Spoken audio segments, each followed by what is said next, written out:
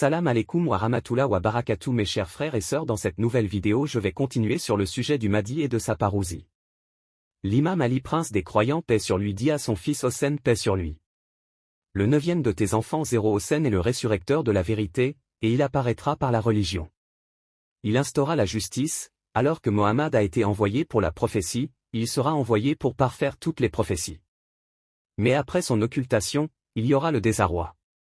Il ne restera dans sa religion que ceux dont la loyauté et la dévotion émanent de l'Esprit divin qui prend sa source dans le pacte.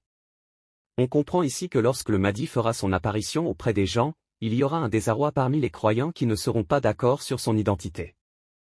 Tout comme au moment de la première fitna de l'islam quant à savoir qui est le successeur du prophète Mohammed, paix et bénédiction sur lui, au temps du Mahdi ce sera la même chose. Il n'y aura qu'un petit nombre qui le suivra et ce sera ceux qui ont tenu ferme au pacte d'Allah contracté dans le monde de l'invisible.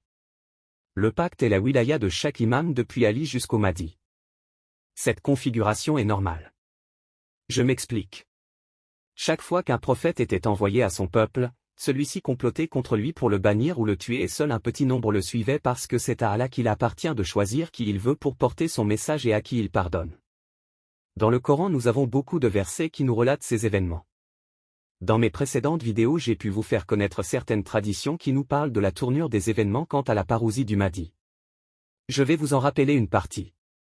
J'entendis Al-Hussein bin Ali, paix sur lui, dire: la chose à laquelle vous vous attendez n'arrivera qu'à un moment où vous vous renierez, où vous vous cracherez dessus, où vous vous déclarerez incrédules les uns les autres et vous vous maudirez l'un l'autre.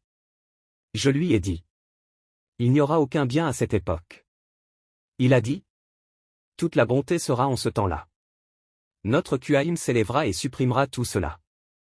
Mais encore, Abu Abdullah as-Siddiq a dit: cette question ne se posera qu'au moment où vous vous cracherez dessus, vous vous maudirez et vous vous traiterez de menteurs.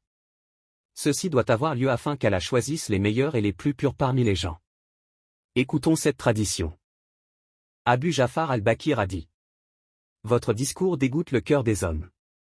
Dites-leur vigoureusement. Dites en plus à celui qui l'accepte et laissez de côté celui qui le nie. Il doit y avoir une sédition, par laquelle les compagnons, la famille et même ceux qui coupent un cheveu en deux tombent, jusqu'à ce que personne ne reste sauf nous et nos sincères chiites. La sédition dont parle l'imam est la confusion au sujet du Mahdi. Un sujet qui divise autant qu'il fédère. Mais encore dans une autre tradition. Puis il a ajouté: sachez que le monde ne sera jamais exempt d'une autorité d'Allah, mais celui-ci la rendra invisible pour les gens en raison de leur injustice, de l'oppression et de la démesure dans la désobéissance. Si le monde reste sans autorité pendant une heure, il coulera avec son peuple. L'autorité connaît les gens, mais ils ne le savent pas. Il est comme le prophète Joseph, qui connaissait les gens mais que les gens renièrent. Dans le Coran 36-30. Hélas pour les esclaves.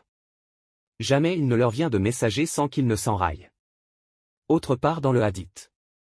Par le Dieu d'Ali, leur autorité restera sur la Oumma, entrant dans ses maisons et palais, errant à l'est et à l'ouest, entendant le discours, saluant des groupes de personnes et observant sans être vus jusqu'au moment promis et du rendez-vous déterminé, et vient ensuite l'appel du ciel. C'est le jour qui apporte de la joie aux descendants d'Ali et aux chiites d'Ali. Cette tradition explicite nous informe de la clandestinité du Mahdi avant sa parousie. La tradition qui suit nous évoque les dissensions entre les gens et en eux-mêmes. Abu Ja'far al-Bakir, paix sur lui, avait dit: au chaya de la progéniture de Muhammad, tu vas être testé comme le khol dans l'œil. On sait quand on met le khol dans l'œil mais on ne sait pas quand il en sort. De la même façon que l'on croit en notre affaire le matin et que l'on se rétracte le soir, ou que l'on y croit le soir et que l'on se rétracte le matin quand celui-ci vient.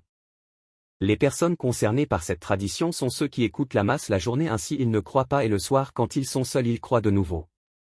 Ou bien ceux qui écoutent la masse la journée, ainsi ils croient, alors que le soir tout seul ils n'y croient plus.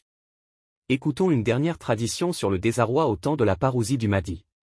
Le prince des croyants, paix sur lui, après la mort d'Uthman, est monté sur le minbar et a fait un discours. Votre affliction est devenue ce qu'elle était quand Allah a envoyé son messager Mohammed.